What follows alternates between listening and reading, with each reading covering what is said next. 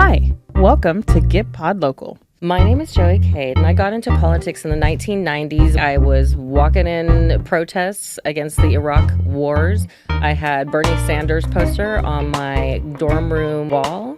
Then when Trump won, it just was a punch in the stomach, and I marched in the Women's March in D.C., came home and found the Funky East Dallas Democrats, who have become my family, and I've just been an organizer ever since, and I love it. I love that. And I'm Jalon Nichols, and I have been voting in insane elections since the 2000s, when I lived in Ohio. And then I moved to Florida. Google that. Yowza. On today's show, we are highlighting some key and exciting races on the November ballot, beyond the obvious. Yeah, we're going to talk to Liz Ginsberg about her race in House District 108. It is 2024 in the most prosperous country in the world. Right. In one of the most prosperous states in the world. Right. Yep. And women are dying giving birth. And we'll also discuss the races for CD32 and HD 112, among others.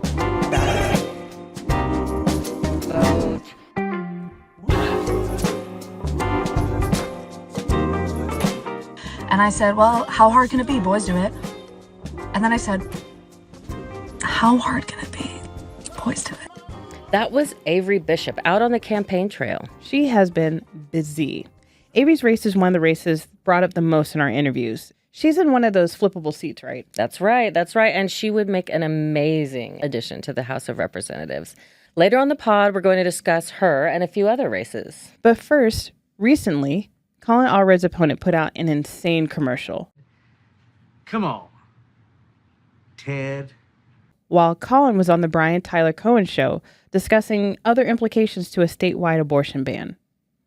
But it's also impacting our medical schools, our university systems, our businesses are having to answer questions about it when they're trying to bring in talent from out of state. Every aspect of Texas life is going to be impacted by this because it's about freedom. And when you don't have freedom in a state or in a place, then everything else has some negative impacts. And so that's why we have to restore this right. That was Colin Allred, the Democratic nominee for senator in Texas. I'm sure glad he's talking about this. I don't think most Texans realize it could be our future. Why come here and learn if your education is going to be incomplete? Why come here and risk your life or risk being thrown in jail just trying to save your patient's life? It doesn't make any sense. In our conversation with Liz Ginsberg, we'll talk about that and much, much more. Joining us now is Liz Ginsberg, candidate for Texas House HD 108. Can you tell us some of the issues that you are finding are important to your constituents? The number one issue is reproductive freedom. It is one that across party lines, people are like, it's just gone too far. Yeah. I mean, I think Democrats have always known that controlling your reproductive health is essential to creating the life you want. Right. And Republicans are seeing things like their children are saying, I don't think it's safe for me to come back to Texas to have children. Yeah. Republicans, they know they want safe pregnancies for their families. You know, we had the same laws when I ran in 2022, but it hadn't unfolded yet. Yeah. The consequences were not out there. And now we have women who are not getting the care they need because they're having miscarriages in the parking lot at a hospital. Yes. 58% increase in maternal mortality. Yes. It is 2024 in the most prosperous country in the world. Right. In one of the most prosperous states in the world. Right. Yep. And women are dying giving birth. They always say, oh, it'll never get to that. It'll never get to. Well, we heard that about Roe. Yeah. Oh, nobody will ever really ban abortion. They just like to talk about it. Yeah. Believe them. Yeah. Please. Believe them. When they're talking about IVF, Yes. believe them. And I'll tell you, that's something else that hits home in 108. It's an affluent district. It's an older district. But some of the obstetricians I've talked to, one of them said, she goes, half my practice is IVF pregnancies. Wow. Again, this is real. This says to people, older voters here, am I going to have grandchildren? Am I going to be able to have grandchildren? People are like, oh my gosh, I always knew IVF would be there. So I really spent a lot of time investing in my career and waited till I was older to have children because I knew that was an option. Is that an option for my family today? I have girlfriends with eggs in the freezer. Oh, yeah.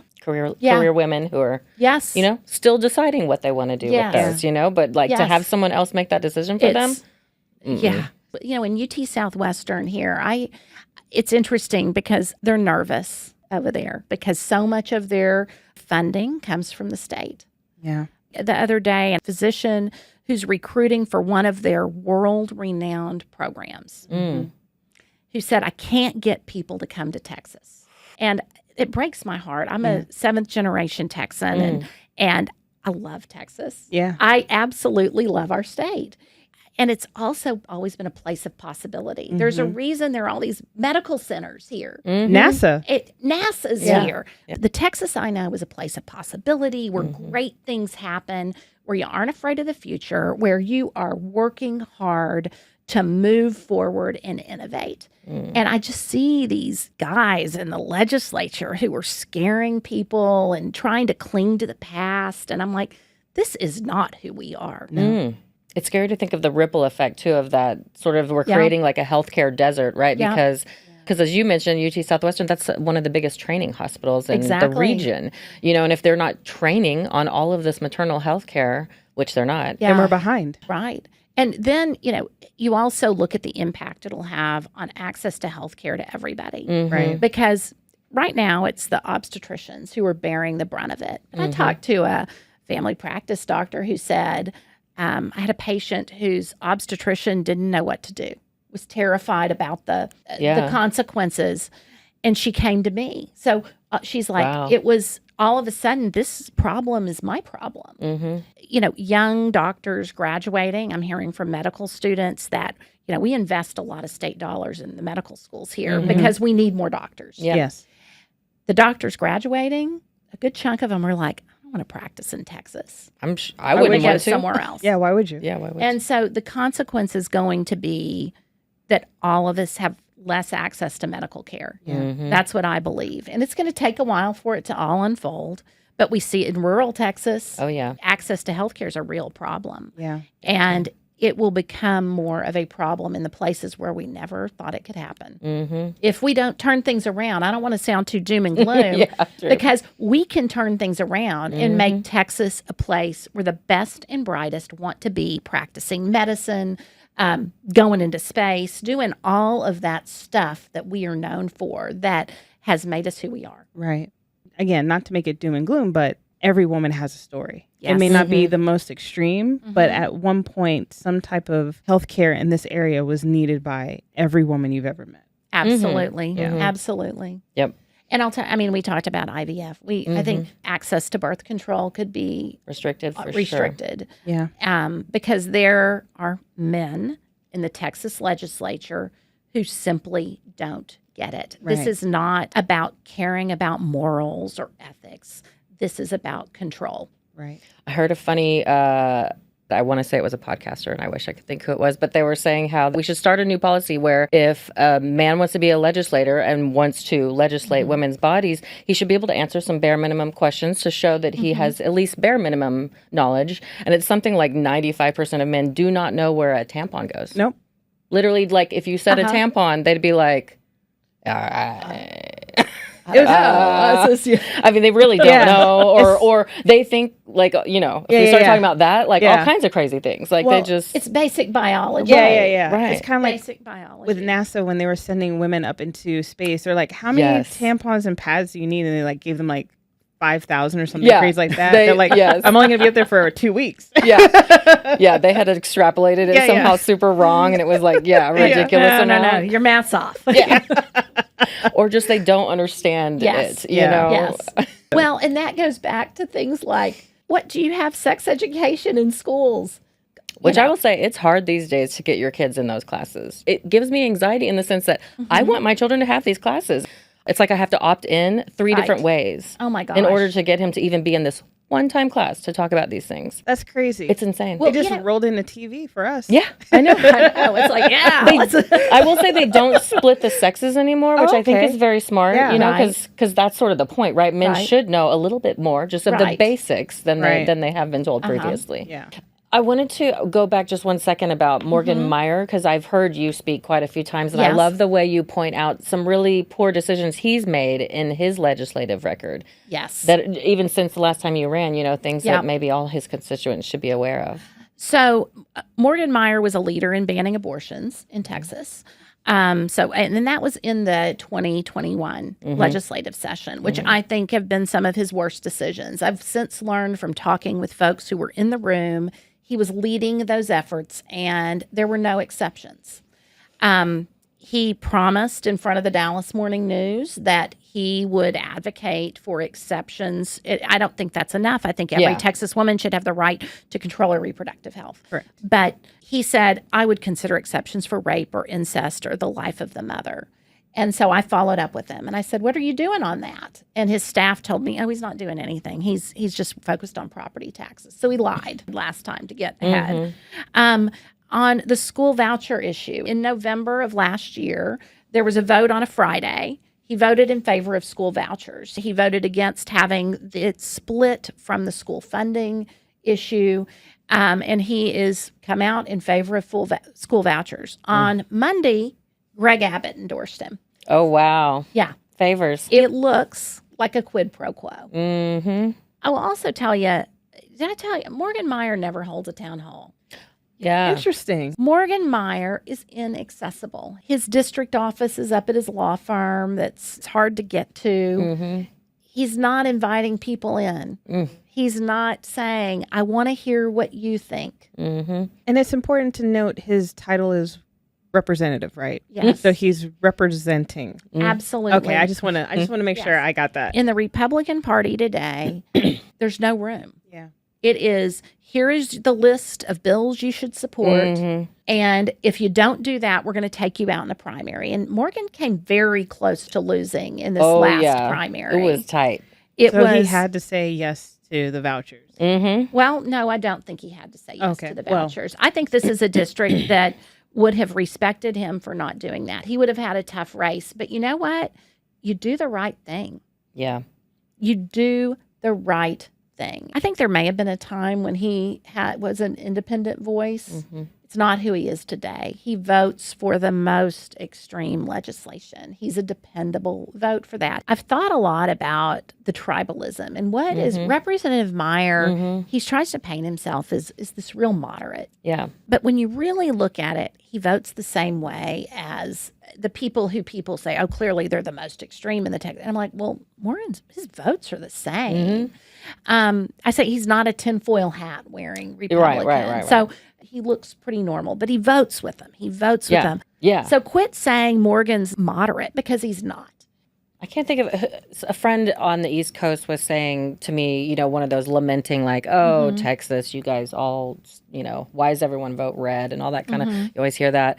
They're still holding every single piece of our government. They hold the executive and the legislative branch and the judicial branch. And so when you hold all of those, like to try to make any dents is just, impossible. How can we, get power when they have all the power for 30 years now, Right. I mean, exactly. It's been almost 30 years. One of the things I talk to when I'm talking to people who still maybe identify as Republican, I'm like, we need some light. We need a counterbalance here because we've got corruption. And, we talk about what we see with Ken Paxton, which is obvious corruption. But then you look at things like when you talk about our state border policy, those contracts that are being awarded down at the border are no bid contracts. The governor declared an emergency.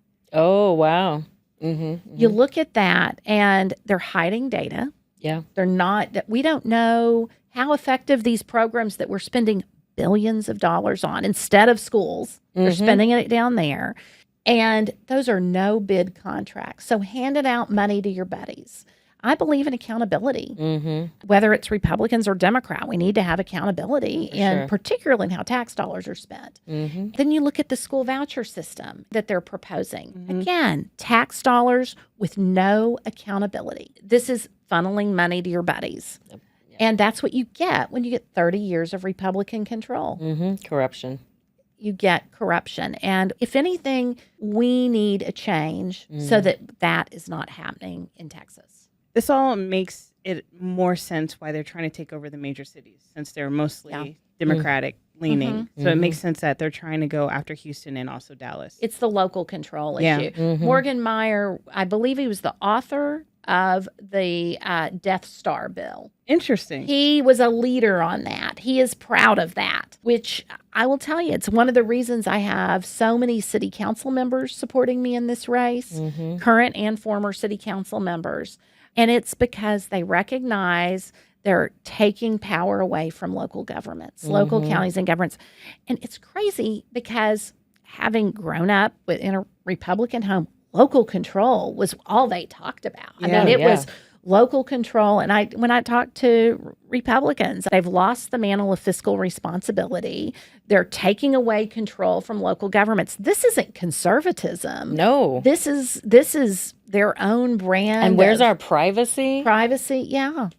I mean, I feel like I'm the one talking about conservative values. I haven't changed that much. And it is. It's, Yeah. Like, I'm hardcore progressive, but like you Right. said, the compromise is where good bills come from. Right. And so having conservatives with people like me who are progressives is actually what creates good government. Right. And we don't have conservatives anymore. Right. In that fight at all. Right. It's crazy that, as parties and what they believe in always switch. We see that before the Civil War. We see that, Right. during the 60s when the Democrats switched to being progressive.